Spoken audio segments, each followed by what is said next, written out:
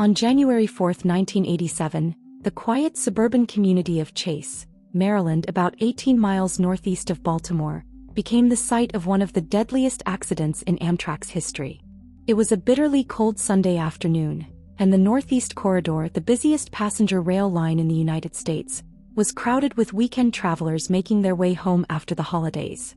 At Union Station in Washington, D.C., hundreds of passengers boarded Amtrak's northbound Train 94, known as the Colonial, a popular service bound for Boston with intermediate stops in Baltimore, Philadelphia, New York, and beyond. The train was powered by two AM7 electric locomotives, numbers 903 and 900, sleek Swedish design machines that symbolized Amtrak's push toward high-speed service in the 1980s. Behind them stretched a consist of several Amfleet passenger coaches, with their stainless steel sides reflecting the pale winter light, along with a single older Heritage fleet car. For many of the passengers, the Colonial was a routine trip, a fast, comfortable journey up the East Coast. As the train pulled out of Washington and accelerated northward, the passengers settled into their seats, reading newspapers, chatting with family members, or enjoying refreshments in the lounge car. The engineer, Jerome Evans, was a seasoned professional with years of experience operating trains at high speed. His task that day was straightforward: guide the Colonial through the dense Northeast Corridor traffic and maintain the tight schedule that Amtrak prided itself on.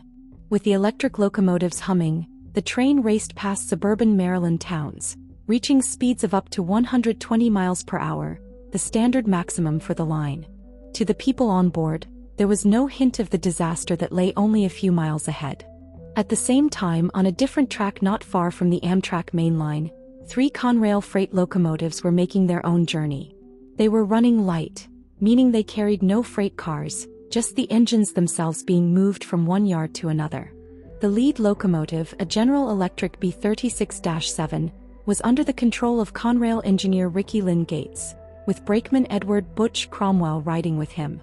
Their assignment was simple: move the locomotives from Bayview Yard near Baltimore up toward Enola Yard in Pennsylvania. But unlike Amtrak's carefully supervised passenger service, Conrail's freight operations on the Northeast Corridor in the 1980s often pushed against safety boundaries. Many of the locomotives lacked modern automatic train control equipment. Safety devices inside the cab were often disabled or ignored. And on that January afternoon, Gates and Cromwell had been smoking marijuana during their run, impairing their concentration and dulling their reaction time. As the Conrail locomotives approached Gunpow Interlocking, a crucial junction where freight tracks converged with Amtrak's high-speed passenger main line near the Gunpowder River, the signals lining the track were clear and unambiguous. They displayed restrictive aspects, ordering the Conrail crew to slow down and be prepared to stop before fouling the main line. Yet inside the cab, the required procedures for calling out signals were not followed. The audible whistle, designed to alert the crew to signal changes, had been taped over to mute its sound. A key light bulb in the cab signal display was missing, meaning one of the visual warnings could not be seen.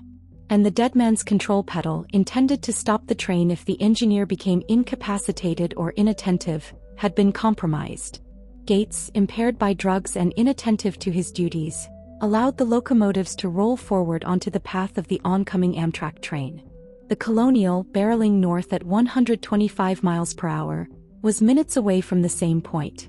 Jerome Evans, focused on his signals and timetable, had no warning of the danger until the Conrail engines suddenly loomed ahead on the main line. By the time the obstruction was visible, there was no hope of stopping. Even if the train had been traveling at the lower limit dictated by the single Heritage car in its consist, 105 miles per hour instead of 125, the distance was far too short to brake in time. Evans threw his train into emergency, but momentum and speed carried it relentlessly forward. The collision came with catastrophic force. At 1:30 in the afternoon, the lead Amtrak locomotive slammed into the rear of the third Conrail engine, instantly tearing through steel and erupting into flames. The Conrail locomotive exploded and burned, while one of the Amtrak AM7s was driven beneath the wreckage, crushed beyond recognition. The first 3 passenger cars, located directly behind the locomotives, were destroyed in the impact. Some were ripped open, others telescoped into one another, crushing passengers inside. The lounge car became a twisted mass of steel and shattered glass. Many passengers seated near the front never had a chance to escape. The violence of the crash tore bodies from their seats, broke bones, and left survivors disoriented in the smoking wreckage. In the seconds after the crash, silence gave way to screams and chaos. Survivors stumbled through the debris, many bleeding or burned, struggling to make sense of the devastation. Others were trapped in the crumpled cars, pinned under seats or metal beams. Flames and thick smoke poured from the destroyed locomotives, filling the air with the acrid stench of burning fuel. Those who could escape crawled through broken windows and gaps in the wreckage, helping fellow passengers as best they could. Outside, residents of Chase, Maryland, hearing the explosion and screech of metal, rushed toward the crash site. Many were among the first to begin rescue efforts, pulling survivors from the wreckage before emergency crews arrived. Within minutes, local police, firefighters, and rescue teams converged on the scene. They found a nightmarish landscape: twisted train cars, bodies lying along the embankment, and cries for help echoing through the smoking remains. Winter cold complicated the rescue efforts, as victims shivered in the frigid air while awaiting medical attention. The strong stainless steel construction of the Amfleet cars, which normally provided safety at high speeds, now posed a challenge for rescuers. Hydraulic tools struggled to cut through the dense metal, slowing the process of extrication. It would take more than 10 hours before the last survivor was freed from the wreckage. By the end of the day, the toll was staggering. 16 people were dead, including 14 passengers, the Amtrak engineer Jerome Evans, and a lounge car attendant. More than 160 others were injured, some critically. Families who had boarded the Colonial for a simple journey up the East Coast were now plunged into grief and shock. The small community of Chase was left traumatized by the devastation that had unfolded in its backyard. In the days that followed, the National Transportation Safety Board launched a full investigation into the cause of the crash. Their findings were damning. The Conrail crew, they concluded, had failed to heed clear signal indications and had allowed their locomotives to foul the main line. Contributing to this failure was the crew's use of marijuana while on duty, impairing their ability to perceive and react. Investigators also discovered the intentional disabling of safety systems: the taped-over alerter whistle, the missing cab signal light, and the compromised deadman's pedal. Together, these failures created the conditions for disaster.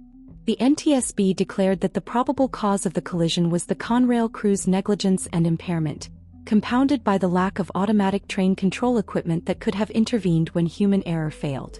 The investigation also uncovered deeper systemic problems. Freight locomotives operating on the busy Northeast Corridor were not uniformly equipped with the same automatic safety systems that Amtrak passenger trains used. Regulations and enforcement of drug use among railroad employees were inadequate. The Chase collision, therefore, was not just the story of two trains meeting at the wrong place and time. It was the result of a culture of lax safety and insufficient oversight in parts of the rail industry. The legal consequences soon followed.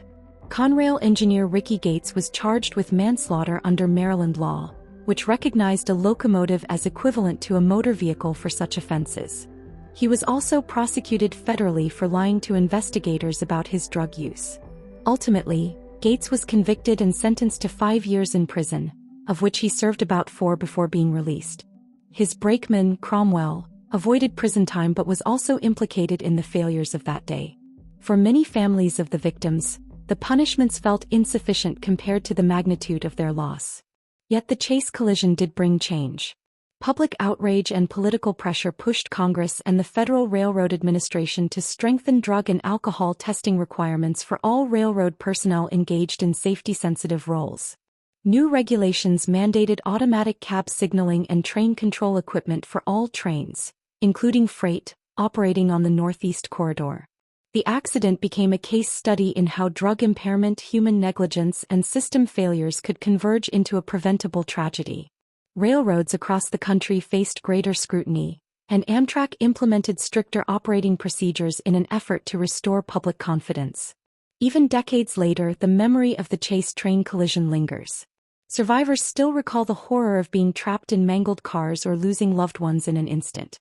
The community of Chase remembers the day when its fields and tracks were transformed into a scene of carnage broadcast across the nation.